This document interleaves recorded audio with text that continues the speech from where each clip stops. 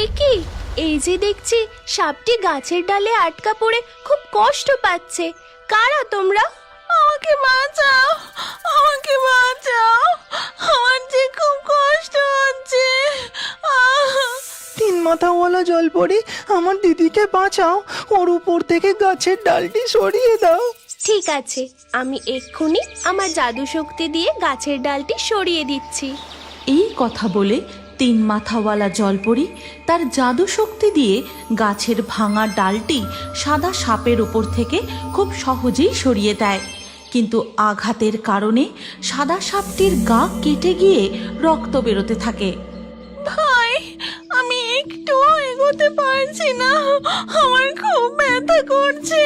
তিন মাথাওয়ালা জলপরি, দয়া করে আমাদের বাড়ি পৌঁছে দাও, আমার দিদি যে আর চলতে পারছে না।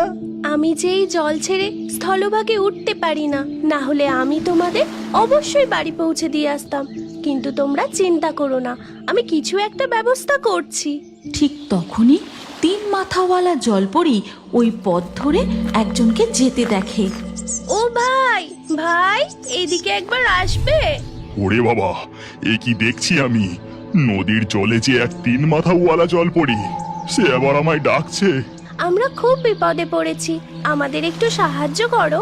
জলপরি বলছে সে নাকি বিপদে পড়েছে। যাই, তবে গিয়ে দেখি। কেষ্টসাপুরে তিন মাথাওয়ালা জলপরির কাছে যায় আর বলে, কি হয়েছে জলপরি? বলুন, আপনার কি সাহায্য চাই? ওদিকে দেখো, এই সাদা সাপটির ওপর ঝড়ে একটি গাছের ডাল ভেঙে পড়ে, তাতেও আহত হয়, এখন চলতে পারছে না। তুমি ওই সাদা সাপ ও কালো সাপ ভাই বোনকে ওদের মাটির ঢিবির কাছে পৌঁছে দিয়ে এসো। ও, এই কথা! আপনি নিশ্চিন্তে থাকুন, আমি এক্ষুনি ওদের মাটির ঢিপি পর্যন্ত পৌঁছে দিচ্ছি। এই কথা বলে কেষ্টসাপুরে দুটি সাপকে নিয়ে তাদের মাটির ঢিবের দিকে যায়। কিন্তু সেখানে গিয়ে দেখে তাদের মাটির বাসাটা একদম নষ্ট হয়ে গেছে, সেখানে তাদের নাগিন মাও নেই। এবার আমি কি করি? ও সাদা সাপ, কালো সাপ, তোমাদের মাটির বাসাও যে ভেঙে গেছে, আর আশেপাশেও তো তোমার মাকে দেখতে পাচ্ছি না। ওদিকে ইচ্ছাধারী নাগিন তার বাচ্চাদের খুঁজতে খুঁজতে নদীর ধার পর্যন্ত এসে পৌঁছায়, আর সেখানে দেখতে পায় লাল রক্তের দাগ। রক্তের গন্ধ পেয়ে নাগিন চিনতে পারে যে সেটা কার রক্ত। আমার বাচ্চারা, আমার বাচ্চারা, তোদের সাথে কি হয়েছে? কে এমন নিষ্ঠুর কাজ করলো তোদের সাথে? আমি তাকে ছাড়বো না, আমি তাকে কিছুতেই ছাড়বো না। ইচ্ছাধারী নাগিনের কান্না শুনে তিন মাথাওয়ালা জলপরি জলের উপরে আসে। তারপর নাগিনকে পুরো ঘটনাটা বলতে থাকে। আমার অনুরোধ শুনে ওই লোকটি তোমার বাচ্চাদের তোমার মাটির ঢিবি পর্যন্ত পৌঁছে দিতে গেছে। আপনাকে অনেক ধন্যবাদ তিন মাথাওয়ালা জলপরি, কিন্তু আপনি যে অজান্তেই এক সাপুরের হাতে আমার বাচ্চাদের তুলে দিয়েছেন। সাপুরেরা যে সাপেদের শিকার করে। এই কথা বলে নাগিন দ্রুত তার ঢিবির কাছে ফিরে যায়, আর সেখানে দেখে তার বাচ্চারা ও সাপুরে সেখানে নেই।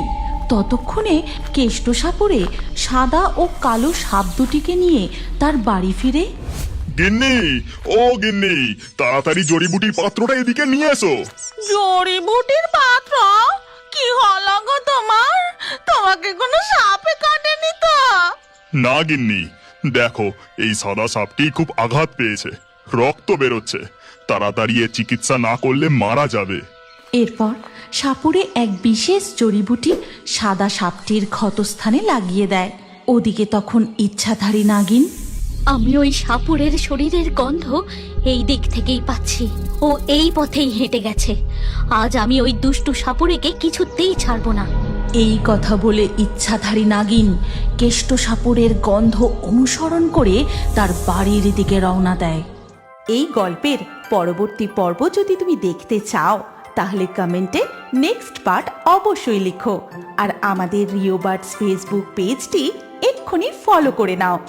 এই গল্পটি ভালো লাগলে লাইক করে শেয়ার করে দাও।